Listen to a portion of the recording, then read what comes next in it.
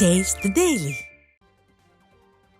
சென்னை மாநகராட்சியில் தூய்மை பணிகளை முறையாக மேற்கொள்ளாதது குறித்து கேள்வி எழுப்பிய தன்னை திமுக எம்எல்ஏ அடியாட்களை வைத்து கொலை செய்ய முயற்சித்ததாக அதிமுக கவுன்சிலர் சேட்டு பேசியது பெரும் பரபரப்பை ஏற்படுத்தியுள்ளது.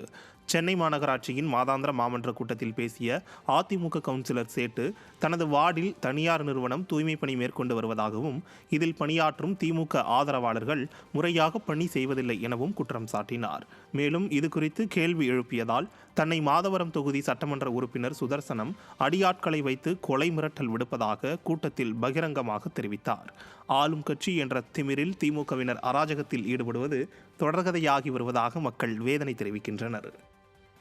ட்ரைனேஜ் பண்ணுறாங்க, அவங்களுடைய ஒர்க் பண்ணுறது சரியில்லை. ஒர்க் பண்ணுறது சரியில்லைன்னா அவங்க அந்த மண்ணை எடுத்து அந்த ரோட்லேயே போட்டுறாங்க. ரோட்டில் போட்டு அதை கிளியர் பண்ணுறதே கிடையாது. கிட்டத்தட்ட 1 மாதம் 2 மாதம் அந்த பக்கம் பைக்கு கூட போக முடியல. இவங்க ஒரு 2 காரில் அடியாட்களை கொண்டு வந்து எங்களை மிரட்டுறாங்க.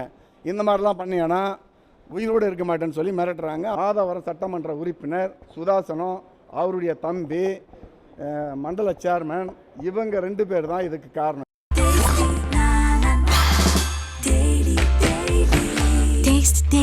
Taste the Daily.